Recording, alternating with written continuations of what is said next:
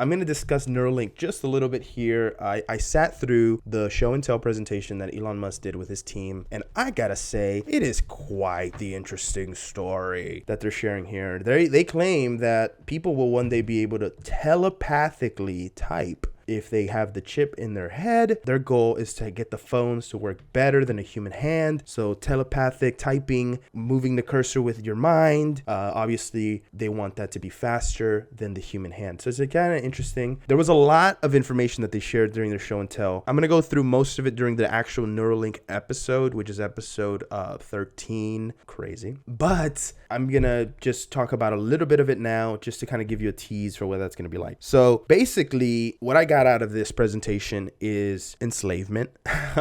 I'll get to that, but honestly, it felt that way towards the end. One of the things that this presentation had for the first time was the reveal of the chip, right? The N1 chip. Not confused with the Apple one. This is N1 chip, right? It's the size of a quarter. It still has a battery that needs to be charged. It was funny watching them charge it next to the little pad that you have to like walk up to. It's just ridiculous. The robot who installs the chip is called the R1 robot. R1. In order to have a chip installed into your brain, you must allow the robot to make incisions into your brain. And guess how many incisions you need? Take a wild guess. I'm going to give you 5 seconds. 5, 4, 3, 2, 1. How many incisions? 64 incisions in the brain. I'm going to put a picture up on the YouTube video just because of the fact that this is insane. Like 64 threads. And it goes so deep. Like, you don't understand. The neuroscience that is being involved in this thing is so in depth and it's so interesting to watch.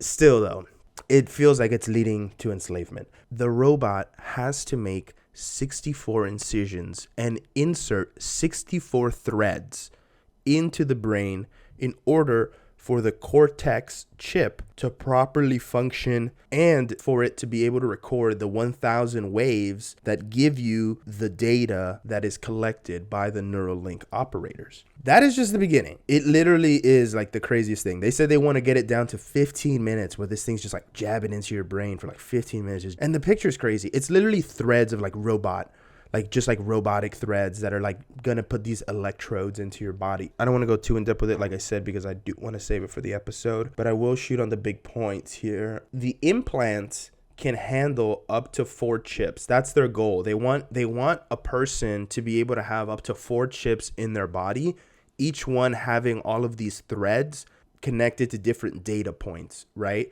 And different neurons. So our body is made of a lot of neurons. That's how our body basically connects from our muscles to our brain. And when we move, there's little zaps that are literally going super fast that are like zoom, zoom, zoom. You're moving. And that's why your brain's able to like do those things and then take data, right? There are people in this world who have had spinal cord injuries or spinal cord diseases that have caused them to not be able to do these things, right? Some people, there's a disconnect, right? And I'm going to go into that in that episode because it really is a fascinating thing when you break it all down. They talk about how they want to try to avoid, the brain vessels. They want to make sure that the brain is nice and healthy as you're doing it and that there's no destruction to the brain at all. So the N1 surgery, the thread insertion is done by the robot. The rest of the surgery is done by a neurologist. So the first part where the threads are being put in is done by the robot, the R1 robot. The rest of the surgery, the second part, is done by a neurologist, a neurosurgeon. And it's interesting because there's 5 layers right now from the skin to the brain. It's the skin, the skull, the dura, the pia, and the brain. So they have to go through the skin, through the skull, through the dura, through the pia, into the brain, and that's where the R1 robot is able to insert these threads. They also mentioned upgradability, right? Eventually, they want to get to the point where obviously next gen stuff happens every year, right? So the option to upgrade, they hope that they won't have to go all the way down to the brain again. They can just go to the dura and from the dura access the chip to where they can update. I believe it's going to require require a whole nother surgery. It's very interesting to see them talk about this stuff because it's like, you know, imagine getting something one year, you're like, oh, I got the chip, and then the next year you got to go get another surgery for another chip, and then the next year you got to get another surgery for another chip. Like, it's just too much. So the way it works is basically the chip is connected to your brain and it's connected to your phone by Bluetooth. So this is literally for people who can't use their hands or can't move their bodies. Like, they would literally have this in their head and they would be able to look at a screen and the screen would be connected with them, and they would basically be able to connect and type and search and still use the web in some function, right? That's their goal. That's the whole reason they started this, right? Next generation, this is like the next gen, basically what they want to do in the future, right? Which is the spinal cord injuries and fixing the inability to move, right? They even talked about eventually getting to the point where they can reanimate a body. Now, reanimating a body sounds a lot like you're trying to play God. I'm not the only one who thinks this. My buddy Nate Cody, who I'm going to talk about some of the stuff we talked about in a second, he's going to be on in a future episode as well, talking about the metaverse, which is going to be exciting. But we all know Elon isn't necessarily the most gracious person when it comes to being a God-fearing man, right? The man wears a Halloween costume called the Devil's Champion and with upside down crosses and a Baphomet sticker in the front, right? Like, he's not afraid to show who his allegiance is with, right? Yet we still consider him, oh, he's so smart, or whatever the fuck anybody else wants to say online. I don't believe any of the bullshit. Guy's gonna burn in hell. But for now, it's interesting to observe the stuff he's talking about because it's all being played out with you sitting in the front row, watching it all happen. And then at the end of it, they're gonna go, you want more popcorn for round 2? Because they're not actually trying to help you escape that simulation matrix, whatever understanding you want to call it, because the matrix simulation is really just you blindly following whatever they tell you to go and read and see, and not stepping outside of that and going, maybe I should leave that whole world off for a second and then go do some independent research about stuff that maybe people don't want me to know about, which is, I'm going to talk about some stuff people don't want you to know about in a second, which is going to get crazy. Stay tuned. Don't leave. It's going to get good. It's already interesting with this Neuralink stuff, but trust me, it's going to get 10 times better. So they already tested this on prototypes, right? They've already got the prototypes. They already got the spinal cord chips implanted into animals. But what was crazy is they actually showed us a model of a pig who had these different pinpoints on its body that would basically show the team the muscle movement and the joints in the leg, right? They basically put all these points in the leg while the pig had the spinal cord chip, right? They then said, we're going to stimulate a point in its body, right? We're going to stimulate this nerve so that the leg will move. And then when they pressed the button, the fucking leg moved. And when I tell you, it was the scariest thing because that pig had no control over him. Let me say that again. He had no control over somebody else controlling him because he was chipped up and somebody else was controlling the stimulants that were being sent to his body because of the chip. And it was just a pig right now. It was just a pig. But then they say, oh yeah, we're hoping to start human trials in 6 months. We're hoping it starts in 6 months. We'll see what happens. But it was with a pig right now, and we're stimulating this part of his leg, and it's moving it up. You know, it's tensing up, and the pig didn't want to do that. But oh, don't worry, it's in this box. It's in a square. So if the pig goes in there, he knows that we're going to stimulate him. If he gets out of it, we don't stimulate him. Yeah, that's still slavery. That frightens me for the future because right now it's just a simple pig moving its leg. And then, years from now, it's like, yeah, I got 4 chips in me. And as soon as Elon wants me to go to war, I'm... It's like the ultimate MK Ultra. Literally Winter Soldier for all you Marvel fans out there. Literally Winter Soldier. Like you could just Winter Soldier someone through the typing on a computer. It's absolutely frightening, the things that they showed during that show and tell. And I'm going to get to it in its own episode, but that's where I want to leave it. It was absolutely frightening. And not to mention the amount of monkeys who died while they were testing the first initial devices. Like just cruelty to those monkeys, like completely jacked their fucking minds. It says here, Elon's Neuralink brain chip test kills 15 out of 23 monkeys. That's crazy. Elon also said that if his daughter broke her neck today, he would give her the surgery to get the chips inside of her. This is someone who would literally just throw his children into the ocean if it meant saving himself, because that's all he's doing. He's just using them as a prop. This is the reason I bring all this stuff up, right? At the very end of this presentation, someone asked Elon about the capabilities of the devices, right? Would you be able to record sight? Would you be able to record sounds? And he basically said like, well, we're kind of getting into Black Mirror world if we think about it that way. But, if there was ever a device that could potentially record memories, it would probably be this one. And the device will literally allow us to understand the brain and its complexities more, but at what cost? Right now, we're just guessing and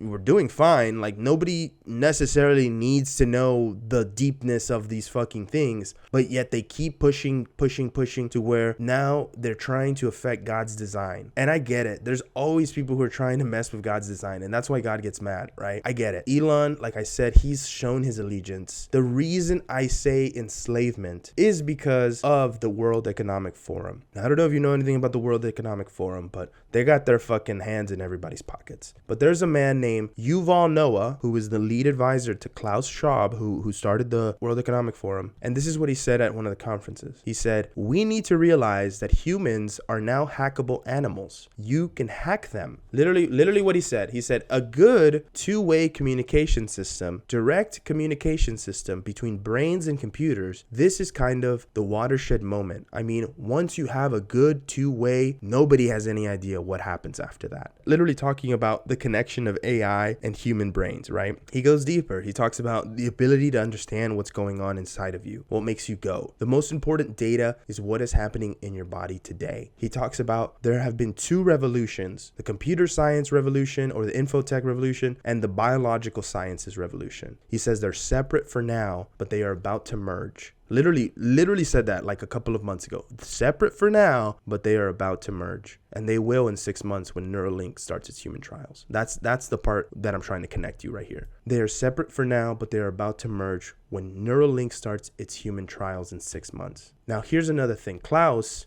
was speaking at the Chicago Council on Global Affairs. And at the end, he says, what the fourth industrial revolution will lead to is a fusion of our physical, our digital, and our biological identities. Now, he doesn't see this happening overnight, but he's saying this as something that is going to happen in the next 10, 20, 30 years. And it starts with companies like Neuralink, who are already creating this chip, literally almost Mark of the Beast-like, that is going to basically function as this connector for the physical, the digital, and the biological identities that we all have, fusing them together and then enslaving humanity. That's what it feels like. I mean, if people are already talking about stuff like this, like who says we need to realize that humans are now hackable animals? Yuval Noah literally doesn't sound like a human. Like a person to say humans are now hackable. You can hack them. That sounds like someone who's not human. You literally don't even sound human. What kind of person wants to hack another human being? What the fuck? So me and my buddy Cody literally had a conversation about Neuralink. And when I literally talked to him about the Neuralink scientists controlling the pig's movement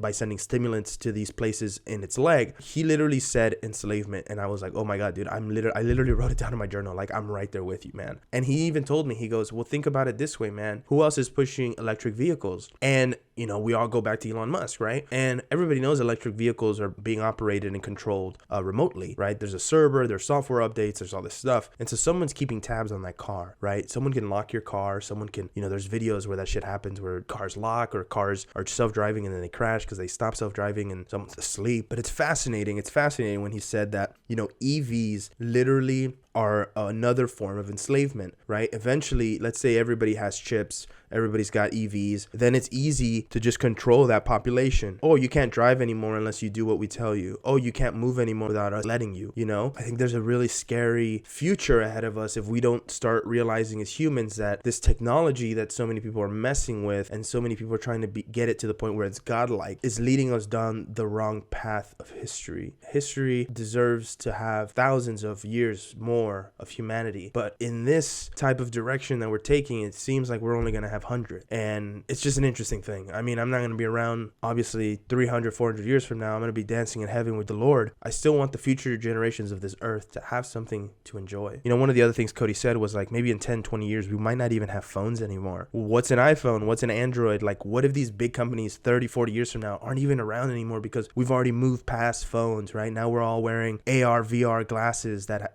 can switch simultaneous. That's the kind of stuff me and Cody were talking about, and I think that's going to be such a great conversation when I get him on the show. But it was just a cool tease to kind of make you think, right? Like, man, what if we don't have phones in like 30, 40 years and it's just everybody's wearing glasses that allow you to just like jump into a metaverse? And who knows, right? We'll see how it works out. It's definitely interesting to speculate and think about.